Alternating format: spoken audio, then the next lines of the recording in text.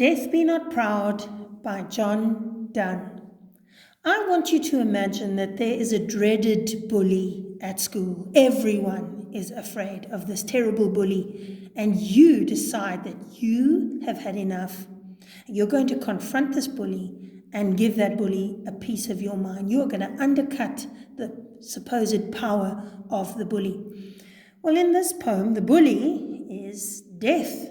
And Donne, the poet, has a very powerful, one-sided conversation with death. Right, now if we're going to have a conversation with death, if we're going to treat death as if he's human, can you think what figurative device we are actually using? I'll give you a minute.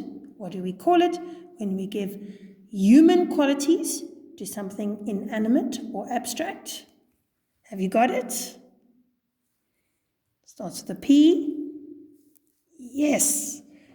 Personification. Right. Okay, so let's get into the poem. Oh, before I do that, I need to talk about Donne. Just the context. You need to understand that Donne was born into a Catholic family, and spirituality, religion was very important to him. He was in England at the time, and of course the Church of England was Anglican. And I'm not sure if you know this, but Catholic were in the persecuted minority. I mean, poor old John, he went to Oxford and Cambridge University, and he was not permitted to graduate because he was Catholic. Anyway, eventually he actually did convert to the Anglican Church, and for many years he grappled with issues linked to spirituality, and that's why he's called a metaphysical poet. Okay, that's a group of poets who focused on spiritual issues, and they approached spiritual issues from an intellectual perspective. Right, so moving on here. Oh, another thing to mention is that Donne grappled with ill health. So he was actually at death's door many times. And to face his illness and the difficulties just in general with his life, he tried to give affirmation of his faith and why he was unafraid. And we see this in this poem. I'll start just with the first line. Death be not proud, though some have called thee mighty and dreadful, for thou art not so. Right. Starting a poem with an address here to death. Of course, that's personification. There's another name for it as well. It's in your PowerPoint notes. It's called apostrophe, because here you're speaking to death directly. Okay, it's taking personification one step further. But notice all these strong negatives. Be not proud. Oopsie, I missed it. Be not proud. Though some, not Donne, others, have called thee, okay, which is just antiquated for you. Some have called you mighty and dreadful. I don't think you are, for thou art not so. No, you're not dreadful. I'm not afraid of you. So where? So this is challenging death, because everyone fears death. It's a universal sort of fear that people have because of the uncertainty attached to it. But unlike some, the others, Donne was very religious. So why do you think he doesn't fear death? Would you just like to think about that for a bit? If he's incredibly religious, why does that make him more confident when it comes to death? Okay, I'm not going to give you the answer yet. I'll give it to you a bit later. Perhaps you can work it out in this next part. He says, for those whom thou thinkest thou dost overthrow, die not, poor death, nor yet canst thou kill me. Okay, he's saying those people you think you've killed, they don't die. Now, hang on a second, this doesn't make sense. This seems like some sort of paradox or contradiction, because what do you mean you don't die?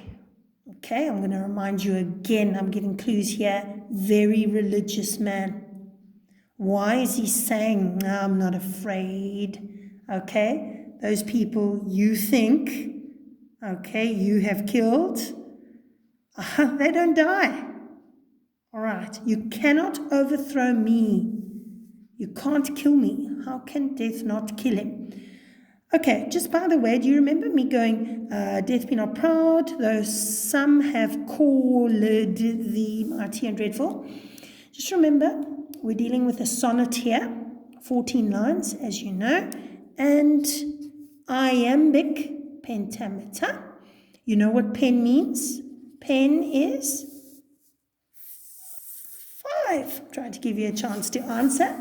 5 units of iambus, unstressed, stressed rhythm. Now, you don't have to do scansion in grade 11, but just it's quite interesting to note that there are 10 syllables in every line.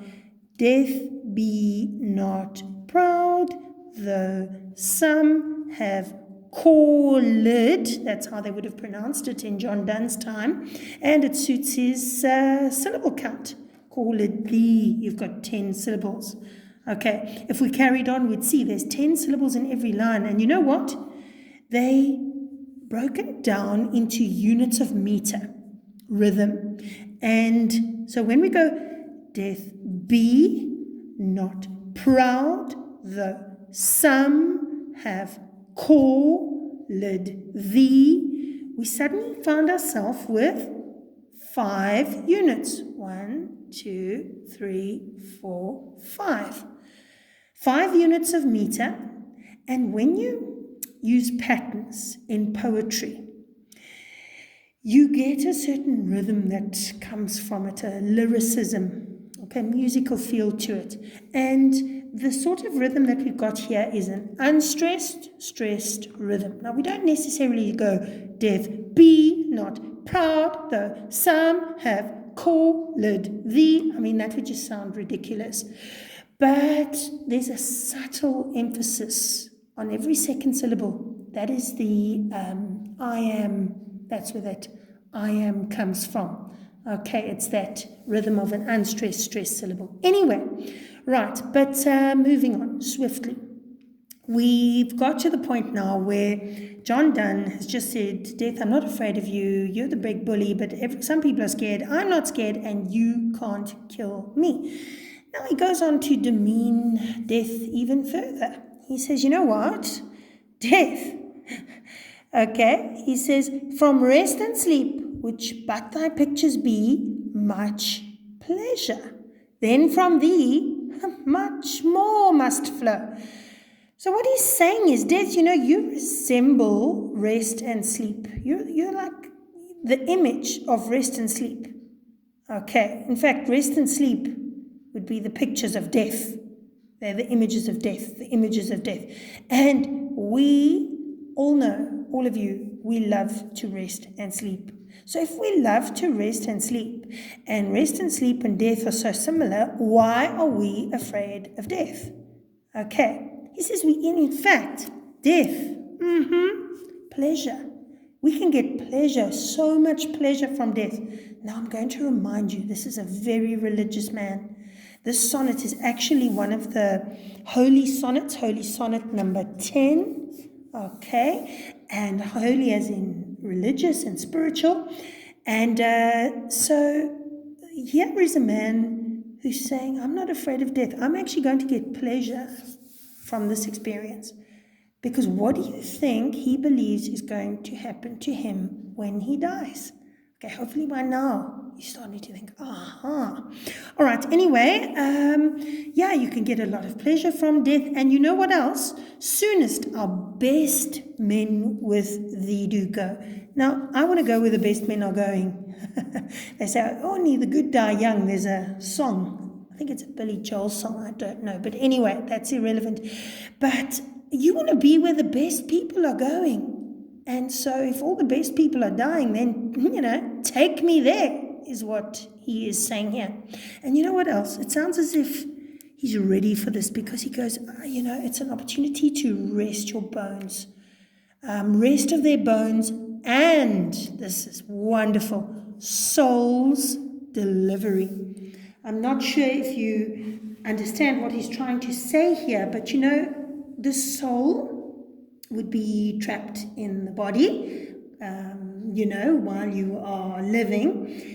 And he believes that the body is just this vehicle for the soul. And you know what? When you die, the soul is released from the body. It's given back to the maker. It ascends to heaven, and this is fabulous. Okay. Right, chance to rest and have your soul delivered. He makes dying sound good, and that is so ironic. He carries on, he's challenging death, and you'll notice that his challenge is becoming more intense, because now he says to death, thou art slave to fate, chance, kings, and desperate men. Now, a slave, as you know, is the most powerless entity of all. No one wants to be a slave. Okay, he's really insulting death now, insulting that bully. Thou art slave to fate, chance, kings, and desperate men. Now, you might be thinking, what on earth does he mean here? Because fate could be destiny, chance is some kind of accident. You've got kings who are very powerful. They obviously make wars. They can decide who lives, who dies. You've got desperate men who might kill.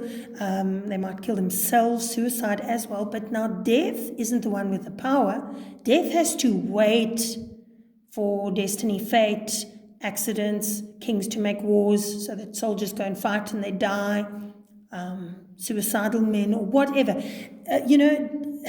Death isn't the one with the power. Death doesn't decide when people die. Okay, it just waits around powerlessly. And another thing, death hangs out with a pretty rough crowd here.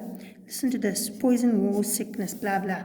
Death, okay, it says here, you slave to fate, chance, kings, and desperate men, and dust with poison, war, and sickness dwell. You hang out with poison, war, and sickness. Notice the personification there as well. So, hey, meet my friends. This one's poison and this one's war. But anyway, these are pretty sketchy friends, and we don't use sketchy in the exams, okay? But what we mean here is, the whole power of death has been diffused because he mixes with the worst, all right, the worst of humanity. And anyway, then he carries on to belittle death even further because he says, and poppy or charms can make us sleep as well. Now, poppy, I don't know if you've heard of opium, but of course the flower in its refined form is used for drugs. And so he's basically saying, and also associating death once again with drugs, which is not a compliment, but, we can use drugs, we can use magic, and, that can have the effect of knocking us out as if we're dead, all right? And you know what? Sometimes the drugs, the magic, that's even better than you, okay? So why swellest thou then? Why are you bragging? Why do you think you're so fabulous? Okay. One short sleep past. Death is just one short sleep past. And then we wake eternally, and death shall be no more. Death, thou shalt die. And of course, it's just that idea there that death is powerless because you know what? You have a little sleep, you wake up in eternal life, heaven. This is the Christian belief, and therefore death doesn't exist because you just live forever. So what we've got here at the end is actually a rhyming couplet, and it's a paradox. It's an apparent contradiction. because you sort of read it and think, hang on, this does not make sense. There seems to be a contradiction, but on close examination, it does actually make sense. Because from the Christian perspective, you die, if you lead a Christian life, you go to heaven, okay, and where you have eternal life. So therefore, there is no such thing as death, okay. All it is one short sleep past. And I said it's a rhyming couplet, and you might look at this and go, that's not a rhyming couplet, you don't know what you're talking about. But actually, do you know that this would not have been pronounced eternally? It would have been one short sleep past, we wake eternally, and death shall be no more. Death, thou shalt die.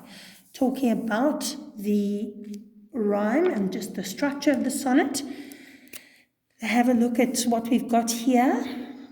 If we had to do some analysis of the rhyme scheme, we'd go, okay, end of line 1, we've got the, so we're going to give that a B, overthrow, ooh, a repetitive sound there, so we go with B, me, rhymes with the, so we've got an A, we've got A, B, B, A.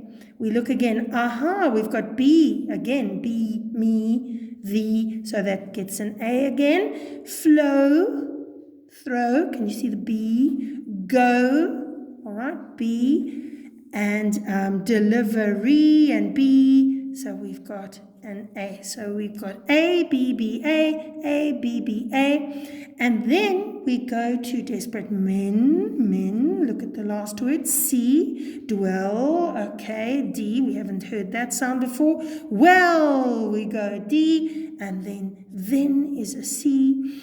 Now we've got this eternally and die. I've seen some sources that say it's eternally, and they would have pronounced die, D, but okay, I'm not going to split hairs over that. Just know that whatever the case, this would have been a rhyming couplet. In terms of structure, though, this is an Italian sonnet. Okay, it's got 3 quatrains, and quatrains, that's 4 lines in a stanza, 1, 2, 3, 4, so we'd bracket that there. There's 1, 2, 3, 4, okay, that's our 2, sorry, it's a bit untidy, there we go. Then it goes 1, 2, 3, 4, that's 3, so we've got 3 quatrains. What is 3 times 4? Hey, yeah, 12. So what's missing to make this a sonnet? Rhyming couplet plus 2, and we have 14 lines. Now please go and have a look at the PowerPoint presentation and then answer the questions that follow. Okay, everything of the best. Bye-bye.